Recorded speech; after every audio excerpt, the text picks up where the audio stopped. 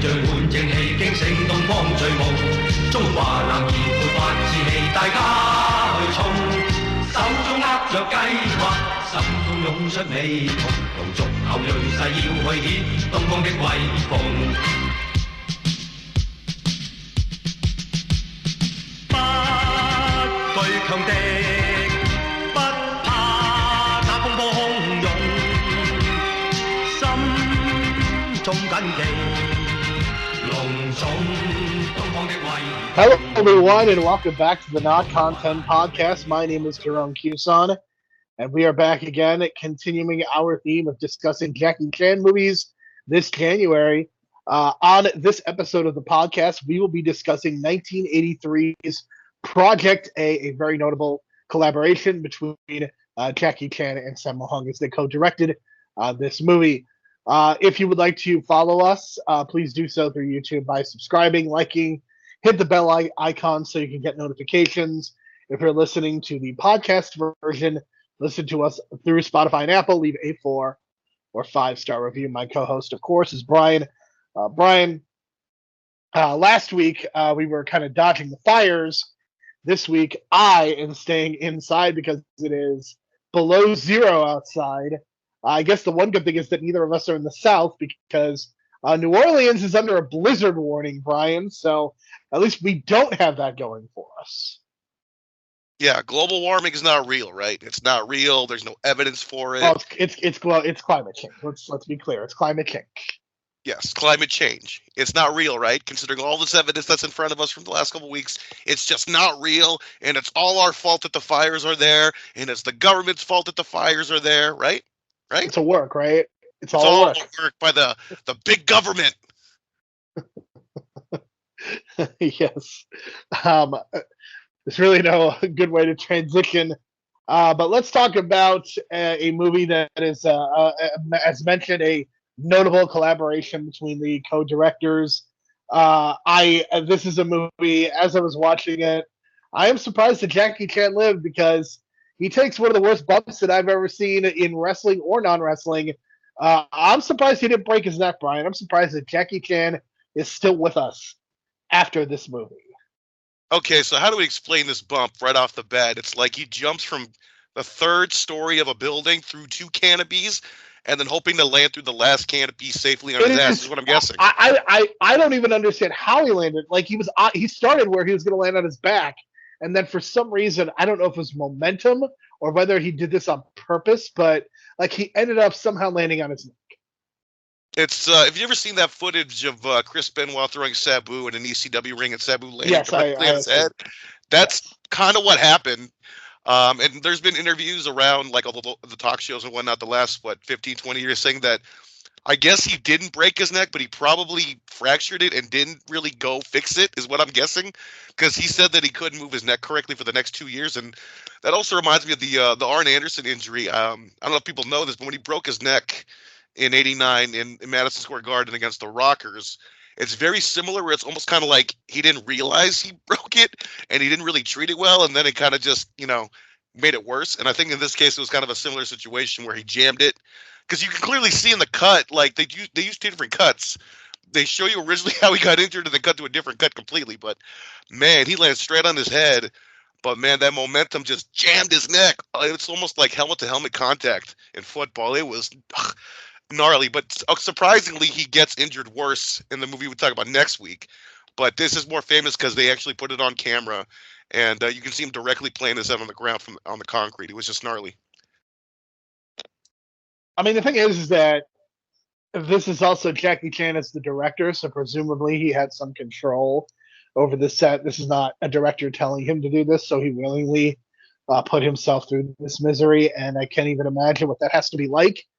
But I think that just reinforces how dangerous Hong Kong cinema was, because, we talked about it last year with some of the Michelle Yeoh movies. I mean, just how dangerous these stunts are. And I think that's very representative of why these movies are both entertaining, but also pretty perilous as well. I definitely enjoyed this movie a lot more than I did last week, because I think here you just have a lot more action going on. I think there's a lot of the same weaknesses that you see across the board. But I do think that the fact that there's more action in this movie makes it immediately much better. But I think the problem that you end up with, and I understand Jackie Chan is doing something very different than American action stars, but anytime you put Jackie Chan as a director, I think you're really setting yourself up for something that is going to certainly have its strengths in terms of the choreography, but it's also going to be very limited in the story that it can tell, the plot, the writing, all that good stuff. And look, Sylvester Stallone, you mentioned this off the air. This is something that Stallone has struggled with. And that's why I don't think that Arnold Schwarzenegger, like, he was a producer. He was definitely someone that had a lot of power, but he's also somebody who knew his limitations as an actor and as somebody who was in the industry. And that's why he never wrote a movie and he never directed it. Like, again, he undoubtedly had a lot of influence, but the best decision that Arnold Schwarzenegger ever made was choosing to never become a director or a screenwriter. Because I think if he did that, I think he would have exposed himself badly. And I don't think Jackie Chan necessarily exposes himself badly here, but I think this movie is a much better movie in the hands of somebody who could kind of organize this script to make it better, to make the plot more coherent, and to be less goofy, I would say. Yeah, because basically what's going on here is like there's two different movies. It feels like the first half of the movie is the Navy and the cops on this in Hong Kong are feuding with each other, and then the pirates are not even seen. Like, they talk about the pirates doing all this bad shit to the boats and sinking ships and stealing, but we never see them until the second half. So I think you made it was like a big mistake to not show the villain until the second half. Like, I think you should have showed that scene of them terrorizing that boat and taking the prisoners, which is a great scene. It looks incredible because there's so many extras climbing things that's so high in the air. But that scene should have been at the beginning to set up the peril, to set up the stakes. Then you start saying, okay, so they got to get ready for these badass pirates that are probably going to kill them. So you need Jackie Chan to, like, maybe train the guys a little bit, get into shape. That's kind of what they sort of did, because they end up, I don't know, get in trouble, I guess. So they become they go from Navy SEALs to cops, and then they go back to Navy SEALs. It's very strange because I don't know the whole structure of it all, but that's kind of what happens between the first hour, or this between is the beginning also to, like, taking the first hour. place in the 19th century. This is not a modern movie per se. Right, but hence the pirates and the pirate looks and all the ships going on and the way that they're all dressed and stuff. So it's a period piece action movie. And then Sammo Hung doesn't really get involved until probably the middle of the second act. So there's some structural problems too, because I think Sammo Hung should have been introduced way earlier, and maybe have an interaction with Jackie Chan outside the police or outside the Navy, because apparently they're best friends, but they're on different sides of the the track, so to speak. Jackie Chan, obviously a cop, Navy SEAL, whatever. Sammo Hung is a crook. So, but they're best friends, grew up together. So that's kind of like the background. But we don't really get the nature of their background. They just kind of bump into each other. It's like, hey, what are you doing here? And then kind of just play off as if they knew each other. So there's some issues there. But I think structurally, it just needed some changes, cut some sequences out here and there. At least it wasn't as bad as Winners and Sinners, where you got random spots of comedy, right? Like, that was just kind of just filler. In this case, I think he just thought of too many plot lines that he couldn't time all together at once and kind of had to place things out. And then it just feels like halfway through his script writing that he realized that he didn't introduce the villain yet. And so he was like, oh, I got to put a villain scene in here to introduce the villain. And that was like halfway through the movie, which is like the wrong place to do it, I think. So, and then the first act is like 40 minutes. I timed it and it felt like that was the first act. And it was way too long. The first act of this movie should have been like 20 minutes, not 40. But other than that, it's just, some of the most hardcore, gnarly bumps I've ever seen in a movie. And I've seen Police Story, and that has some gnarly stuff too. But man, this was, some of the this feels like shots... this in many ways feels like a lesser Police Story, because I would say in terms of Jackie Chan movies, that is my favorite that I've seen. And I think that this is a lesser, but there's a lot of broken furniture as well, and I think that's pretty amusing. But like you said, there's a ton of really gnarly bumps, and like I almost think the movie would have just been better if it was just the tension between the cops and the military. Like, if they could have broken that into its own movie, then I think that could have almost been really interesting. But clearly Jackie Chan's political views are going to lead him a certain way, and you're not going to get that. You have to have some sort of force of evil, which you get with the pirates, and the pirate stuff is just, it feels very haphazardly done. It doesn't feel like there's any development whatsoever. And again, I think what I am learning anyway, is that you go to a Jackie Chan movie for the action sequences, and that's about it. Like there's very little to be gained from these movies outside of those sequences, and I think they're pretty incredible to watch by themselves. But it just feels very surface level. It doesn't feel like I'm getting anything like below just that basic outline of these fight scenes. Yeah, for sure. I mean, it does have its good script moments. Like, I think there's one sequence about the password, about when they're on the island and they're trying to blend in and do undercover stuff, and they're trying to like pretend they know the password gimmick. And then there's a scene where Sammo Hung is trying to like play off as one of the pirates, and one of the undercover cops asks him, "Hey, what's the password?" And he just makes up some bullshit, and the undercover cop doesn't know whether or not that's true or not. So he just says, "Okay, go on." And then Sammo Hung goes, "Wow, that was a super lucky guess. I can't believe I got that." I haven't laughed so hard in a while, and that joke made me laugh so hard more than anything in the movie. I don't know what it was, but I think it was the comic timing of that delivery by Sammo Hung. But I think Sammo Hung kind of, I want to say, almost steal the show if it wasn't for Jackie Chan doing the insane stuff that he's doing. But in terms of performance, I would say Sammo Hung maybe was the best of the three. The other one being Yoon Biao, who's the third. He's more of a cop in this one.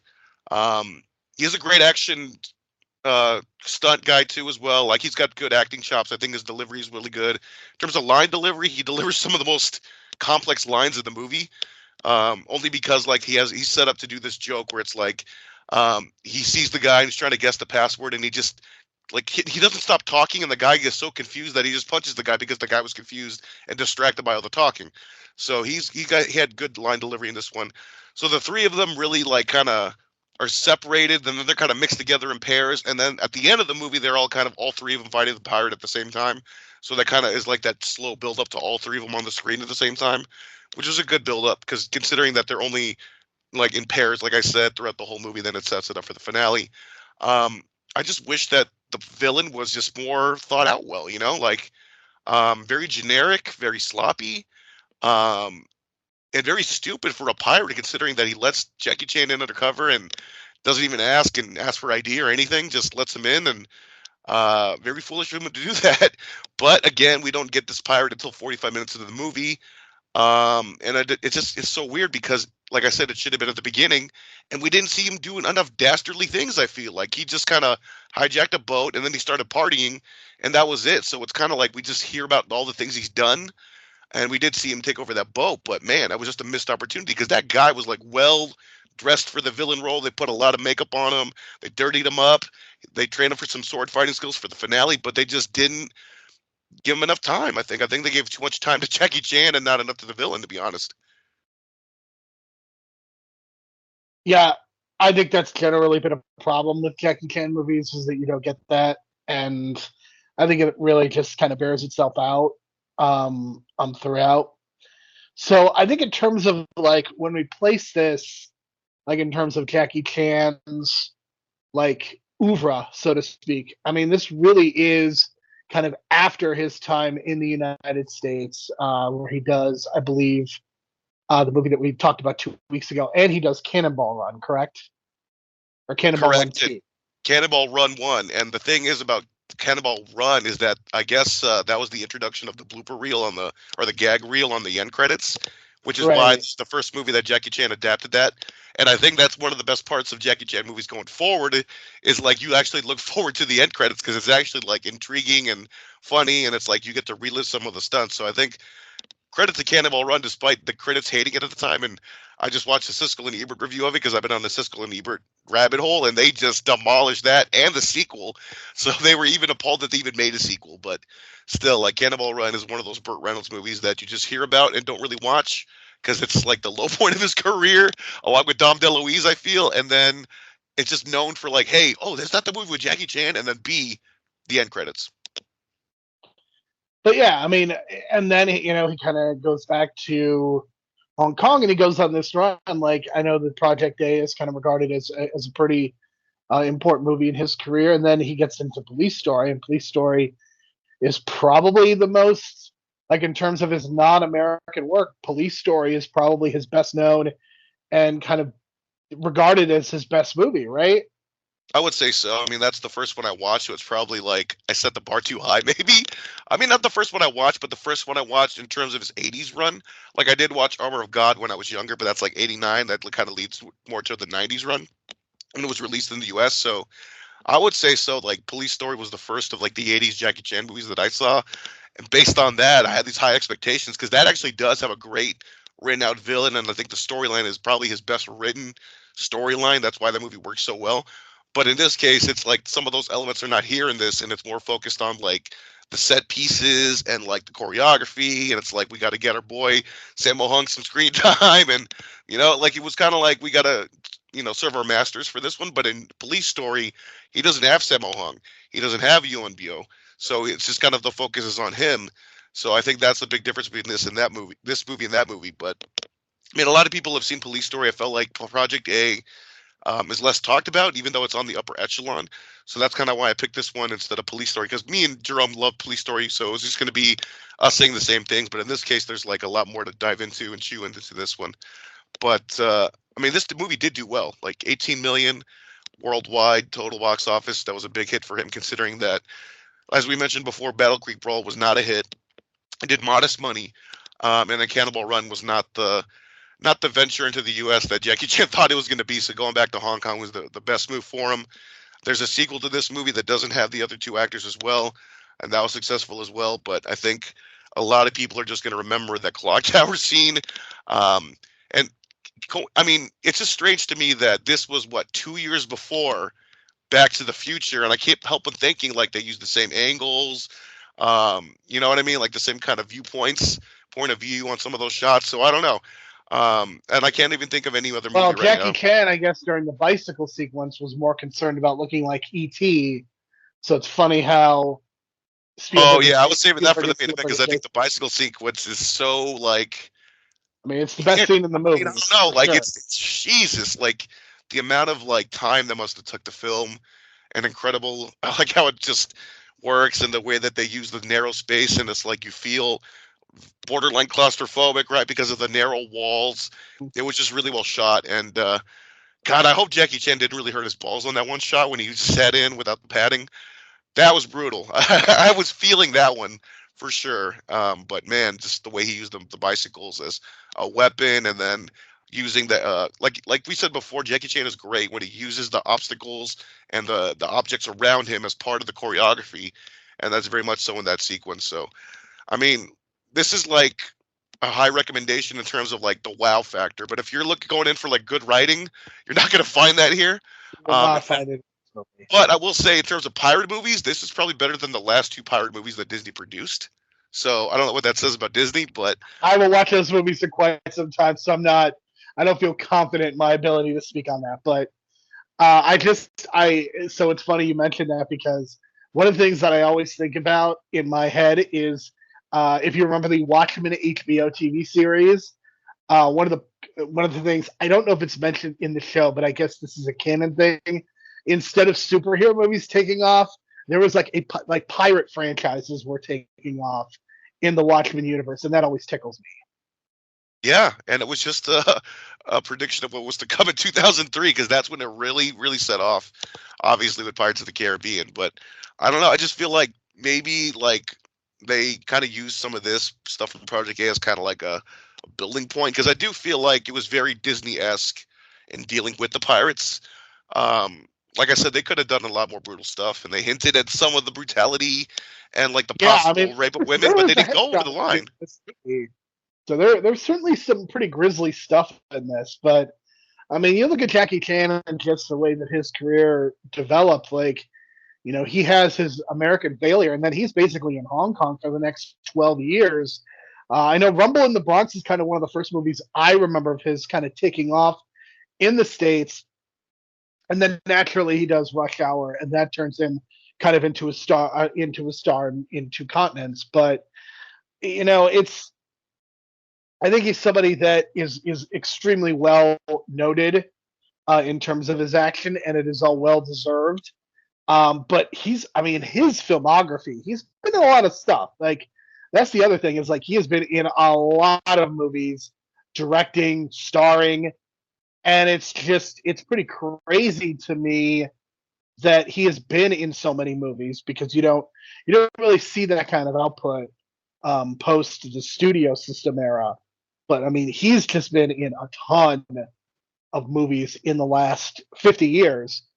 And I mean, obviously, this is all kind of building up to the big Karate Kid movie that's going to be coming out in the summer of this year. And I am sure that he is going to do either a scene or a post-credit scene in Cobra Kai to kind of set that up. But like, it's been really fascinating to talk about him and to look at his career, because I think he's somebody that he's definitely a mixed bag, but I think he's somebody who is worth engaging with and worth talking about. Absolutely. And a little note here, kind of set up a preview of what we're going to talk about next week. He doesn't sing the song here for his movie, but he's known for singing the theme songs to his own movies, and he's going to do that for Armor of God next week when we talk about it.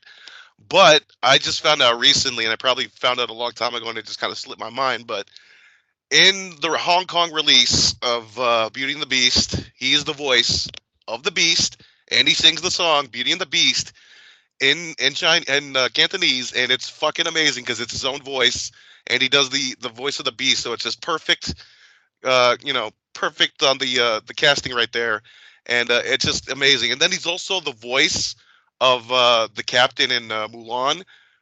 In the American version, we get Donny Osmond. But again, in China, they got Jackie Chan singing "I'm Gonna Make a Man Out of You," and it fucking rocks.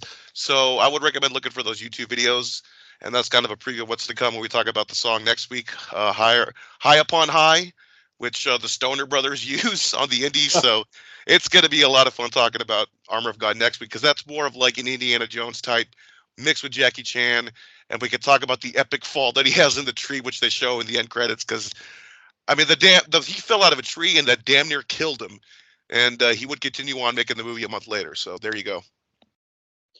Yeah, for sure. So we will be discussing that more next week, and then we will tell you about our plans for February. We're going to be going in a very different direction in the month of February, and there is much to look forward to with that. So Brian and I, we will be continuing to dodge the weather, dodge illness. Any final thoughts? Stay safe, everybody, because somehow the fires are still going. But yeah, I don't know. Santa Monica's never going to be the same again. That's all I know. Absolutely. So for Brian, I'm Jerome. Thank you so much for listening. We will talk to you again next week.